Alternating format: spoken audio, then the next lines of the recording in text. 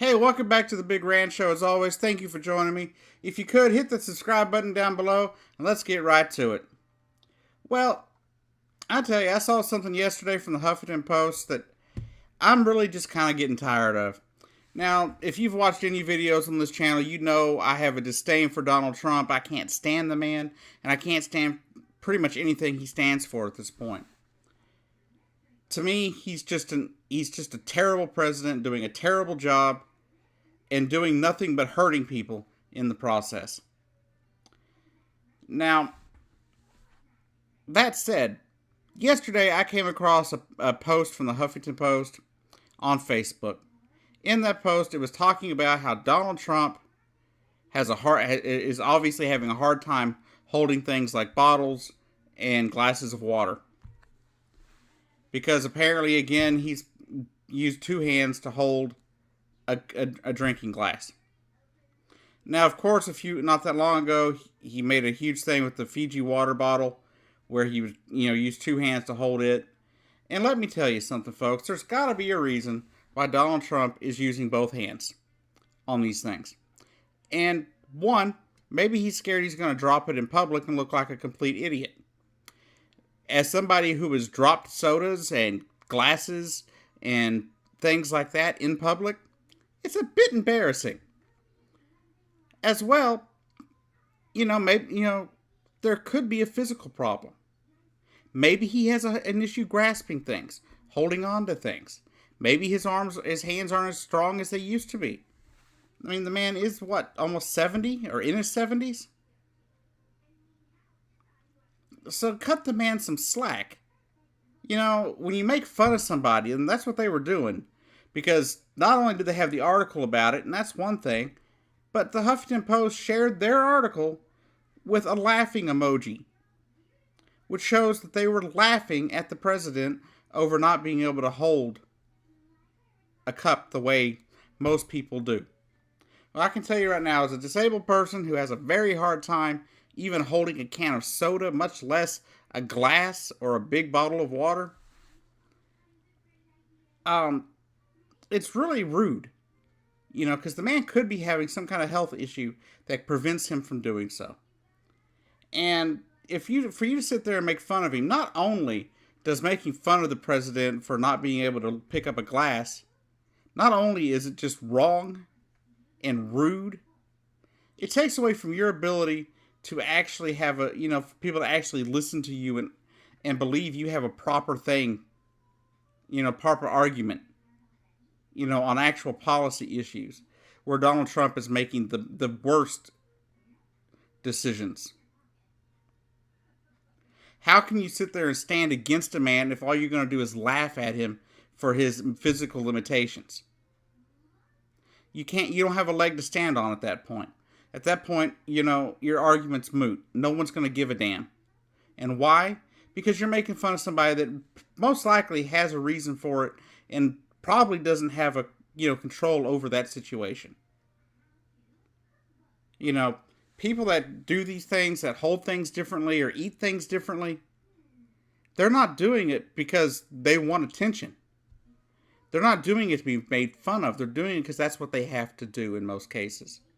Take me, for example. The other day, I was out at my favorite restaurant. I ordered something that I forgot how they prepared it, and it was in a situation that made a mess for me, a mess on the table, and a mess for the server to clean up after I was done. I was embarrassed. It was embarrassing as hell. It's one reason when I go to places like McDonald's or something, I get chicken nuggets most of the time as opposed to a burger because I don't want to embarrass myself in public.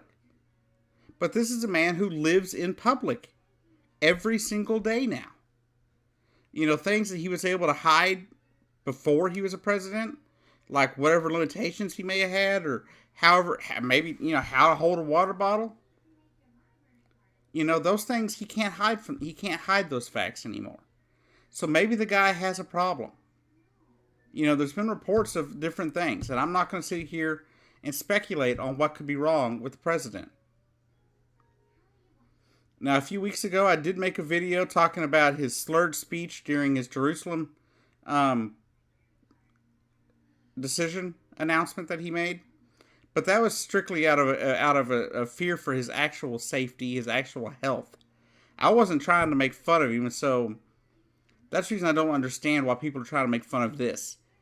Okay, when the first time it happens, it seems different, so people go, ha ha. But this time, people, come on. You gotta cut the man a break. He may have a problem. Sure, you may hate the man. You may hate the man more than I do. You may think he's the second, the coming of Satan or something. I don't know. But at least have the moral high ground not to make fun of somebody. Now, and I understand that that's kind of an odd thing for me to say, because he did do that one thing about the reporter. But how are you going to have the moral high ground on anybody if all you're going to do is sit there and make fun of people in their different states? So Huffington Post, shame on you.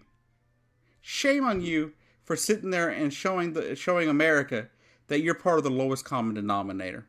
That you're no better than a bully. Your entire article and your little laughing emoji was no better than being a bully. And bullying is one thing that I will not stand for. I was bullied as a kid. I've been bullied, different times as an adult. And to see somebody, in an actual supposedly legitimate publication, basically bullying and laughing at our president because he can't lift a glass with one hand or doesn't do something the way you think he should do it. The man may have a physical limitation, and you need to cut the man a break. So Huffington Post, you just lost a subscriber. I used to go to your, I have you, I had you bookmarked for years. I was one of the first pages that I liked on Facebook was the Huffington Post.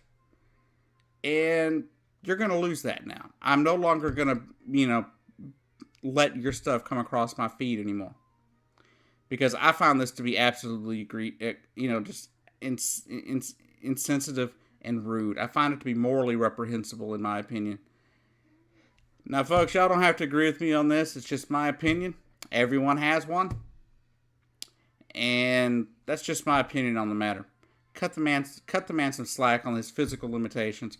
Focus on the policy issues and mistakes that he is making and the terrible decisions that he is making on the policy side of life. Don't worry about his physical limitations. Thank you. Have a great day, and I'll see you down the road.